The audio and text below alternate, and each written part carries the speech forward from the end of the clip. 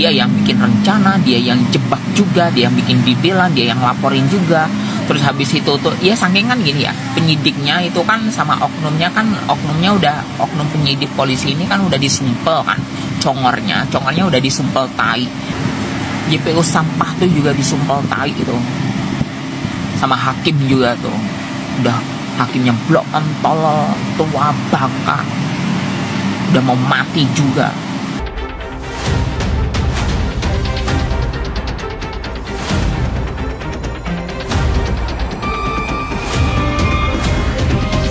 Nikita Mirzani dan Ismail Marzuki diam-diam bikin gebrakan lagi. Jadi kabar terbarunya Nikita Mirzani yang sebelumnya mencabut gugatan One Prestasi ya terhadap Dr. Reza Gladys ternyata melayangkan gugatan ulang pada tanggal 10 September 2025.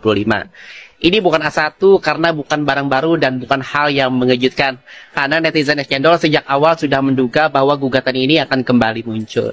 Nah, yang bikin penasaran justru waktunya ya. Kenapa sih digugat ulang setelah persidangan pidana Nikita Mirzani di ambang akhir?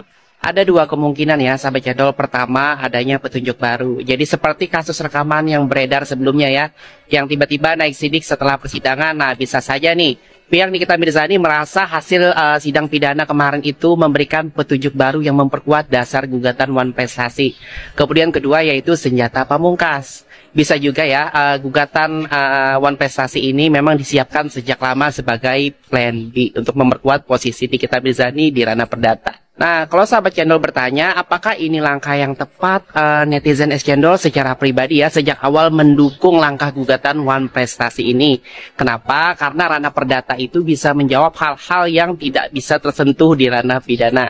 Ya, sebagai orang yang berlatar belakang pendidikan hukumnya di perdata ya, bahkan penelitian netizen Cendol dulu itu tentang hibah secara lisan yang juga berbasis kesepakatan.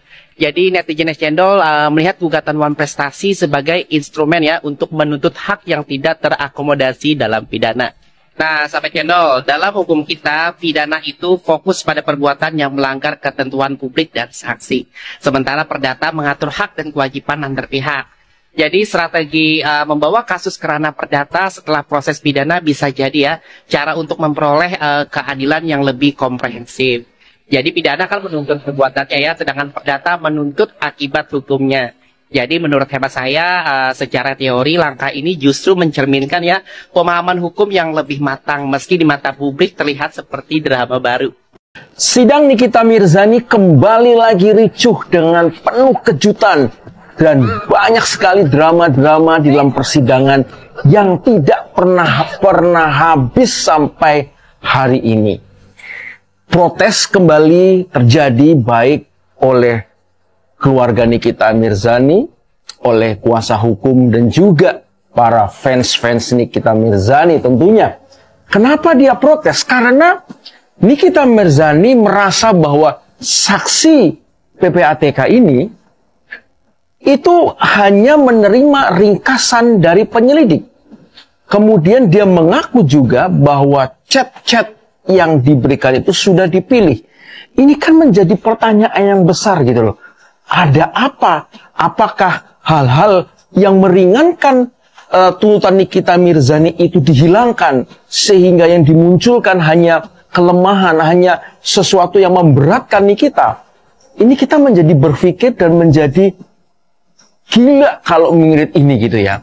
Dan Nikita sempat bilang atau menuduh daripada saksi ahli bahwa dia berbohong kepada di muka hakim sampai akhirnya si saksi ini minta pulang, guys. Saya nggak tahu kenapa dia minta izin pulang. Apakah dia mulai terpojok? Apakah dia mulai bersalah bahwa statementnya dia itu sebenarnya memberatkan Nikita? Kita nggak pernah tahu ya apa alasannya. Ya, kita positif aja. Mungkin ada masalah sesuatu yang urgent di dalam jadwalnya dia, kita nggak tahu, ya kan? Nah, tetapi ada angin segar juga di dalam persidangan itu. Ternyata akhirnya sesuatu yang diminta Nikita itu dikabulkan, yaitu permintaan medis tentang masalah giginya dia, kronnya dia pecah, guys, sehingga itu butuh di perawatan khusus. Karena apa? Gigi ini bahaya.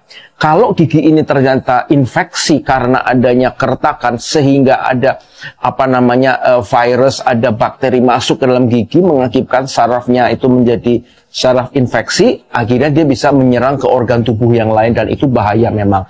Dan ya, terima kasih Pak Hakim sudah menyetujui walaupun masih ada persyaratan tentang medis. Saya pikir Nikita Mirzani dengan kuasa hukumnya bisa menyertakan untuk surat medical itu ya, surat daripada medis itu ya, saya pikir itu nggak ada masalah. Nah, kemudian ada sebuah pertanyaan yang sekarang kita mesti harus jawab.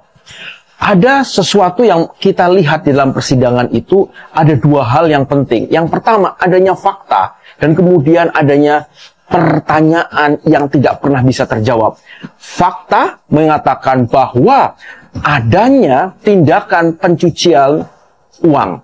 Itu fakta menurut persidangan. Dan menurut fakta juga bahwa saksi ahli mengatakan ada terindikasi Nikita Mirzani melakukan TPPU. Tetapi sebuah pertanyaan muncul, pertanyaan yang sangat besar muncul kembali di tengah-tengah masyarakat. Yaitu adalah, kenapa chat yang lain kok tidak ditampilkan? Kenapa chat-chat itu dipilih-pilih? Kenapa chat yang meringankan Nikita tidak ditunjukkan atau tidak diputarkan? Ini adalah sebuah keadilan yang tidak adil buat Nikita. Saya pikir hukum itu akan berpihak kepada kebenaran. Dan saya percaya bahwa Nikita pasti akan mendapatkan keadilan. Itu yang saya percaya. Nah, pertanyaannya sekarang selanjutnya.